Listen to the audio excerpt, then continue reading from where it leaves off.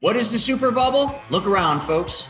It's the world we're living in. It's the economy we're living in. It's the market that we are seeing right now. You need to listen to this if you care about your financial future, because I'll tell you something, although I am probably just as prepared as the best of the best, I know that most all of you and most people out there simply are not, because you are buying into the big lie. Do you truly believe that when the Russia-Ukraine war started and the markets were down 800 points, but then they finished up 80 points, do you really believe that's because of real things?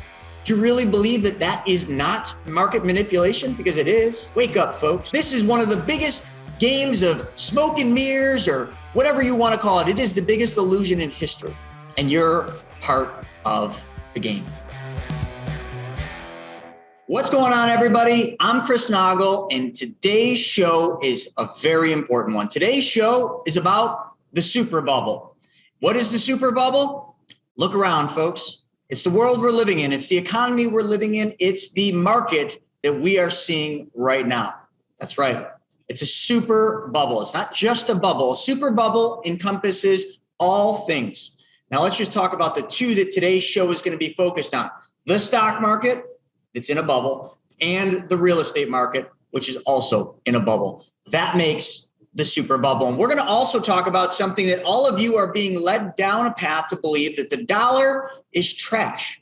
So you're rushing toward risky assets, trying to make a return that keeps up with inflation, and you are making mistakes. That's what today's solo episode is going to be about. You need to listen to this if you care about your financial future, because I'll tell you something, although I am probably just as prepared as the best of the best, I know that most all of you and most people out there simply are not, because you are buying into the big lie. So let's get into it. Since the pandemic, we could go back in time actually to the 1500s, but let's just start at the pandemic, when all of you remember, because most of you that are watching this sort of remember 2008. Probably a few of you remember the dot-com crash in the early 2000s, when all this tech stocks that were just going to the moon crashed and burned, brought the market down into what was known as a 3-year recessionary period, commonly known as the dot-com crash. Then after that, you had the Great Recession, which was led by basically risky driving in the real estate lending market, where banks were giving unsuitable loans to people that should have never been given loans, based on lies, and more lies, all for the purpose of profiting, which a lot of people did. But unfortunately, like today, when people profit, when people feel rich, when people have money, they do what? They take more risk. They buy more things. They spend more money because they think the riches will never end. But what is it that the 1%, the wealthiest families, the wealthiest people in the world, what is it that they do different? Well, it's very simple. They understand the difference between rich and wealthy. And it is very simple to understand. So pay attention, because you feel rich today, most of you that are watching this, and you are very different than those that know they're wealthy. Because of one thing: the wealthy know how to keep their wealth. When you keep making more money and your real estate prices are going up, and maybe you're flipping, maybe you're renting, but you're looking at the balance sheet and you're like, oh my God, I'm rich, because all your assets are going up. My car is worth more than it was. My house is worth more than it was. My rentals are worth more than it is. Holy crap, look at my stock. Holy crap, look at my crypto. It's all worth so much. Let's go spend money. Let's enjoy life. Let's do the things we've always dreamed of doing. And in doing that, you expel that money that you so-called your riches. The wealthy reinvest. The wealthy spend money, but they spend money after they invest money. You see, it doesn't matter how wealthy they are. Their money is perpetually and always working for them, creating new money. I call that the money's offspring. And that comes in the form of dividends, interest, and gains. And you can throw profits in there as well. Those dividends, interest, gains, and profits are the offshoot, or the result of their money working for them. And then they have a decision where they can then send that money back to the company to go to work again. And that perpetuates over and over and over again. And yes, do they take a little bit from each one of those profits, each one of those results? They do. And they live the life that all of us dream to live. But they don't live the life that we all dream to live because of their income, their W-2 income, or maybe their house being worth more. That's not why they live that life. They live that life because their money is working for them. Unfortunately, you more than likely are working for your money. And then when you work for your money, you get paid. And that money you get paid, which is in the form of dollars, which we're going to talk about, these things, for any of you listening, I'm holding up a bunch of $100 bills. This is what you get for trading hours for dollars. Your work results in money. What is money? It is the US dollar. Why? Because as far as I'm concerned, most all of you are living in the United States of America. And even if you're not, the United States of America has the best product on earth. And that is called the US dollar. It is the most valuable currency. It is the currency that oil is traded in. It is the most desired and sought after currency in the world. And if you don't believe me, what's going on right now in Russia, the Ukraine-Russia war? What just happened to Russia's dollar, called the ruble? It is worth less than a cent. You see how fast that deteriorated? Well, the US dollar doesn't today have that problem because it is the dollar that the oil in the country, the crude, is traded in. It is the reserve currency. And that dollar was created by the Federal Reserve. Don't believe me? Okay, look it up. Read a couple books. Read The Creature from Jekyll Island first. That book should scare you just enough. Then secondarily, read the book. It's a gold covered book called The Secrets of the Federal Reserve. You will then understand why the Fed, the Federal Reserve, just so all of you know, is not owned by the US government. It is a private banking system. It is a private company owned by the wealthiest families, and I will add probably Satan. And that entity, that conglomerate, the Federal Reserve's got one job. That is it, folks. The Federal Reserve's most important job and number one job is to protect this, the United States of America dollar. Yeah. So because they are there to do one thing and one thing only, and that is protect the greatest product on earth, the dollar, that explains a whole lot of what is happening today, which we are going to call the super bubble. Since the pandemic, what has the government done? Actually, go back to the dot-com crash. What has the government done? Printed money. And when the government doesn't print money, the Fed does. The Fed exchange is money, okay, that they print on the printing press or printing press. I got a little X going. The Fed prints money. They exchange that money with the United States of America for debt called US Treasury bonds and also some mortgage-backed securities. And that's all they do. To the tune of about right now, 120 billion a month. And that's been going on since the beginning of the pandemic. Because the pandemic, doesn't matter what you believe about COVID or what you believe about the pandemic gave the Fed an unlimited printing pass. In other words, they got to print a whole bunch of their most valuable products called the dollar. They then exchanged those dollars that they printed out of thin air to the United States of America government, our US government, in exchange for debt called bonds, treasury bonds. Now, the super bubble is a reaction or just a natural occurrence when the whole exchange happens because the Fed that can literally print unlimited amounts of money. You cannot beat the Fed. No country can because they have the printing press for the reserve currency. And they can print as much of it as they want. And when they print it, when they need to get the economy going again, they infuse a whole bunch of money into the US capital markets. That's why you see the stock market going up. Then they also give the US government a whole bunch of money. And what does that US government do? Gives it to you, spends it to get the economy going, to bring the bubbles up. You know, all of this sounds pretty good to you, doesn't it? Because you got the checks, didn't you? You got stimulus checks. Whatever company you're working for, you probably got a raise. because all the salaries went up because the government was giving you a whole bunch of money to sit home and do absolutely nothing. So therefore, why would you go back to work when you can do nothing and get paid the same or more? You wouldn't. So now to go back to work, you demanded a higher rate, because then there became shortages in supply, and there's supply and demand. It's basic economics. Because there was so much demand for products because everybody was sitting home locked up for a very long period of time because of COVID and the pandemic, they started buying stuff. But when you keep increasing demand, but the supply can't keep up because nobody's working, and because you have shipping problems, and because you have ships sitting out in the harbor that can't come in because there's a lack of workers and a lot of other things, you have a bottleneck, which then does what?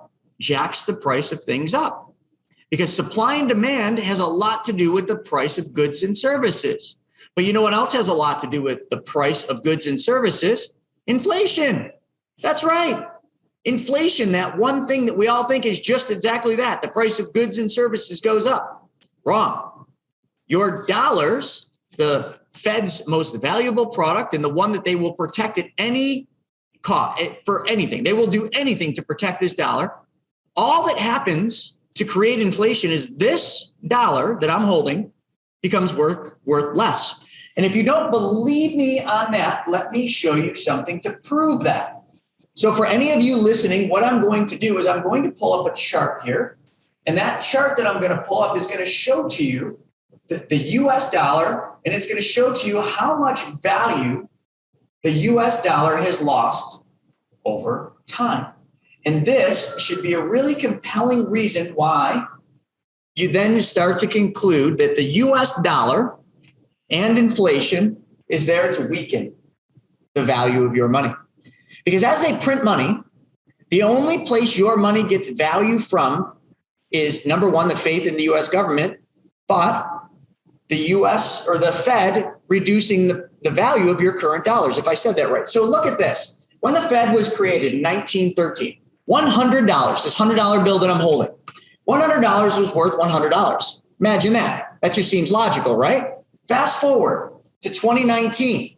That same $100 and the buying power of that $100 is now $3.87. And that was 2019, prior to the pandemic. Now, they printed almost $5 trillion during the pandemic. So what do you think your dollars or your $100 bill's purchasing power is? Well, the answer is less than $3.87 by history. So when you look at inflation, inflation is nothing more than a hidden tax if you really think about it.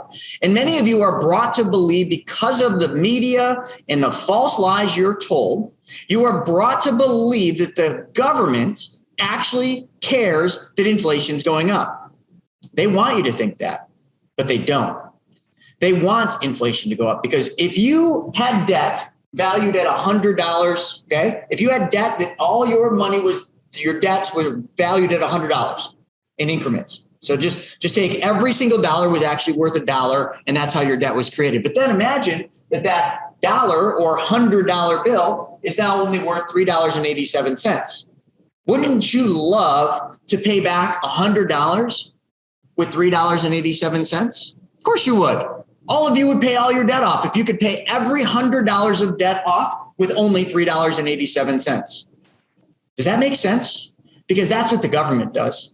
The government devalues your dollar by printing more of it. And the Fed is largely part of this, because the Fed thrives and survives on protecting the dollar and creating more debt.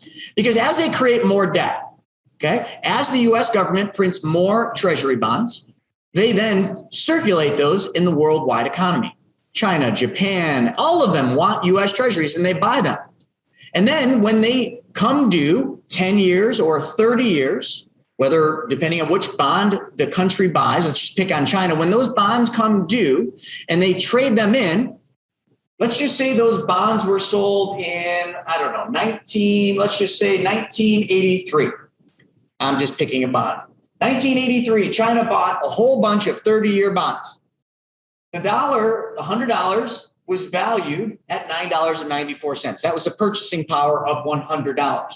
Today, if China turned those bonds in the US government could pay them back at a value of every $100 of only $3.87. It's the exact same thing. If you could pay every $100 of debt back at $3.87, you would love that. Therefore, the government loves inflation. So they will continue to print money. And the Fed will continue to aid them printing money because it is self-serving. And all of this printing results in what you see today, which is one of the biggest bubbles, speculative markets in history, only rivaled by the Great Depression bubble, 1929. But everybody's watching the markets today and they're saying, yeah, but Chris, even with the Russia-Ukraine war, the market's been doing okay. I'm making money. Well, of course it is. As long as they can print money, as long as they can keep playing this little thing, they will continue to manipulate the markets. Do you truly believe that when the Russia-Ukraine war started and the markets were down 800 points, but then they finished up 80 points? Do you really believe that's because of real things? Do you really believe that that is not market manipulation? Because it is. Wake up, folks. This is one of the biggest games of smoke and mirrors or whatever you want to call it. It is the biggest illusion in history. And you're part of the game. And you are also going to be the one that is going to lose if you don't pay attention and start taking action. Because we are in a super bubble, one of the few in history, where the stock market is at all-time highs and crazy valuations. Nothing seems to make sense. And it doesn't matter what index you look at. All of you that love, indexing. Oh my God, I hear this every freaking day and I just want to rip my hair out. Oh, I invest in the index. What index? Oh, I don't know. People don't even know what index they invest in. There isn't just one index. There's the NASDAQ, there's the Russell, there's the S&P, there's the Dow. Which index are you investing in? Oh, I'm sorry, you don't know because some jackass told you to invest in the index because the index over history has always made money, which is true. But you wouldn't probably hang on to that fragile, amazing index investment that you bought that you don't even understand. You wouldn't hang on to that if it dropped 30%, 40%, 50%, because you wouldn't be able to. Because when the market tanks, what else happens? People lose jobs. People get laid off. The value of their house goes down. The value of their 401k goes down. The value of their portfolio goes down. And when everything goes down, you don't feel so rich anymore. That's what happens, folks. And when you don't feel so rich anymore, or you're not rich anymore because all your money just evaporated overnight, and you're sitting there saying, oh my God, what happened? The same thing that has happened every other time in history happened, and it will happen again and again and again. So the super bubble is real, and you are caught up in it. And when people ask me, well, yeah, this is great, but what should I do? I tell them it's very simple. Sell. Find a safe place to move your assets. If you love taking risk, then move your assets outside the United States.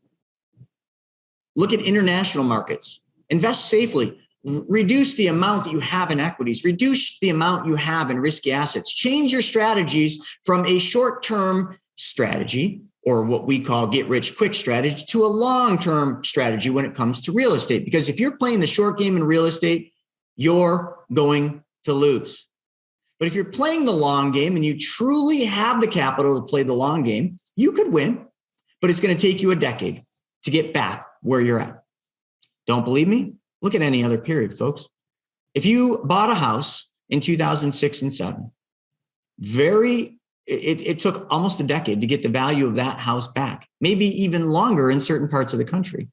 Some people right now are still upside down from the houses that they bought in 2006 and 7, literally. So if those people are upside down in the markets at an all-time high, what does that tell you? Well, that tells you that back in 2006 and 7, we were also in a bubble and it deflated, just like this market bubble will deflate.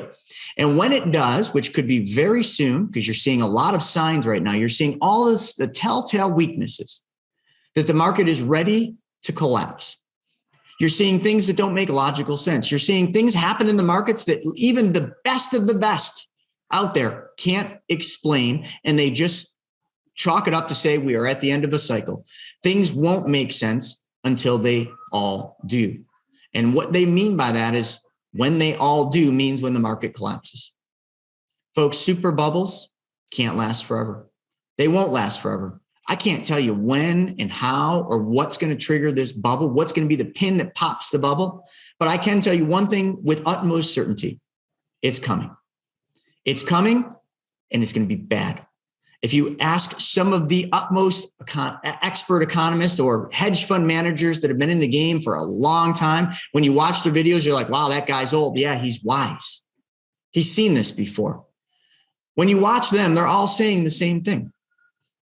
They're saying this bubble's going to pop, unless they have some equitable reason to not say that, and they're just lying at that point. They all know. They know because of history and because of science. And because this event that we're in right now has happened to some extent somewhere else in history.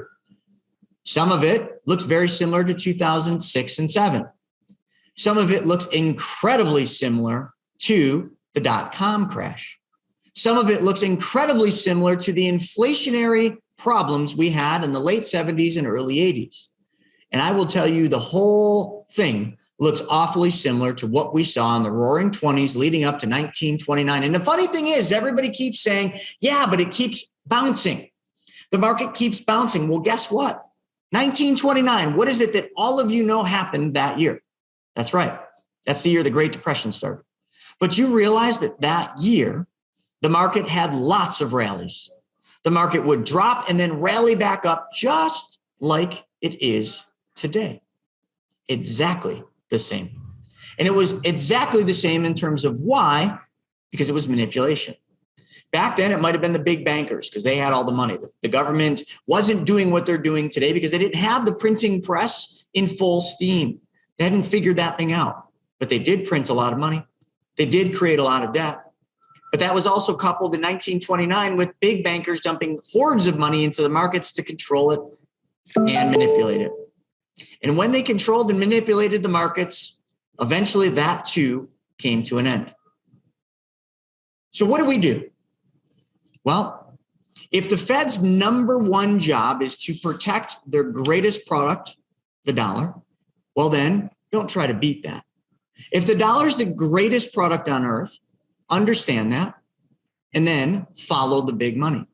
And I will tell you right now that the typical investment strategy that an advisor like what I used to be would be 60-40, 60% equities, 40% bonds. That model is gone because bonds are overpriced today. Equities are overpriced today. Even real estate's overpriced today. So where do you hide? Well, that's the tricky part. And I've got lots of other videos on this YouTube channel that tell you exactly where to go. But I simply want you to understand a couple things. The US dollar is the dollar used to trade crude oil. The US dollar and the Federal Reserve's job is to protect that dollar. Okay, I'm just reading some notes here. It is the best-selling product on earth. Everybody wants this. So this is the almighty. This is not trash. The dollar is not trash. You just are being brought to believe that it is because of inflation. But inflation will then give way to deflation. And deflation will benefit all of those who are ready for it, but it will harm all of those that thought cash is trash and that moved all their cash into risky assets like stocks and indexes and IULs and all these other things that everybody holds so near and dear because, oh my God, last year I made money, the year before I made money. Folks, you are living, or actually, let me rephrase that. You are driving your car, looking in the rearview mirror. Look out the front windshield because there's a big wall that you're about to hit. And the only reason you're about to hit that wall is not because you're not a good driver, but it's because you're driving, staring in the rearview mirror, the same way you are investing, staring in the rearview mirror.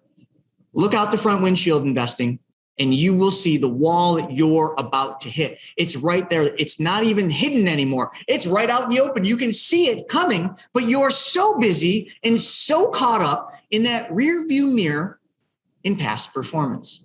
In what you made last year and what you made the year before and how proud you are of yourself, and your little ego gets in the way and it puts blinders on you. And those blinders are going to ruin your financial future because this next one will more than likely be the next Great Depression. This next one will be a combination of so many things that make up the super bubble deflating and going down all at once. Folks, it will happen quickly. You probably will not have time to make connections or adjustments or corrections and adjustments in your portfolios. It's a shame because the only thing that's been really happening, if you really study at it, is the wealth divide in this country, the greatest country on earth, the United States of America, has widened. The top 1% or half of a percent have gotten incredibly wealthy. Wealthier is a better word. They have literally increased their worth and their wealth tremendously during the pandemic. When the average person probably, maybe they feel a little richer because their income went up, but they are no wealthier than they were before. The divide is getting bigger because everything that's going on benefits the wealthy. So back to what I was saying, what do you do? Well, you just study the wealthy. What are they doing with money? The opposite of what you're doing. That's the answer.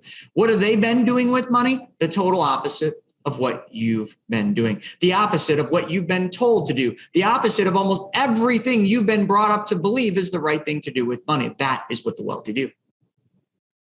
And the wealthy understand that the Fed's job is to protect the dollar. That is their number one job. They also understand that all the other things, the number one goal of the Fed is to flood the earth with low interest rate loans so that the U.S. can repay, or everybody else, okay, can be repaid. So forget about the U.S., but the U.S. dollar is what we're talking about. So the Fed and the government's job is to flood the entire world with low interest rate loans, which they are because rates are at historic lows. And then all of those loans have to be paid back in their most valuable product called the US dollar. So if you think they're going to start slowing down the debt, slowing down the deficit, you are kidding yourself because that defies what the Fed's number one job is. Their job is to protect the dollar. The best way to protect the dollar is to sell and put more bonds in people's hands that all need to be paid back in their product, which they control, which they can print an unlimited amount of. That, folks, is what I call winning. And that, folks, is what I call losing for you because you are caught up in the super bubble. You are caught up in the euphoria, the FOMO of everything happening out there. And I don't care whether you take this serious or you just brush this off and say, oh, the Uber driver told me that this is going to the moon. History will prove you wrong. Won't prove me wrong. It will prove you wrong. So if you don't take action, if you don't start selling off some of those high risk assets and repositioning them into safe asset classes, and don't say crypto is a safe asset class because it is correlated to the markets and it looks like it's trending almost exactly with the markets. I think crypto can be a really good investment. Ethereum, Bitcoin, some of the big ones, Solana, Cardano, those can be a good long-term asset play, but you also have to understand that they are in a bubble as well. They are all caught up in the super bubble. So when you really think about where money should go, it should go into safe assets, secured assets. You should just look at what giant mutually owned insurance companies are doing. You should just look at what banks are doing with their tier one capital. It all points to the same place. And that place can be found in the video that I'm about to put up. I will teach you in this next video exactly where you should be looking to put your money. Because this podcast, I simply want you to understand that we are in a super bubble.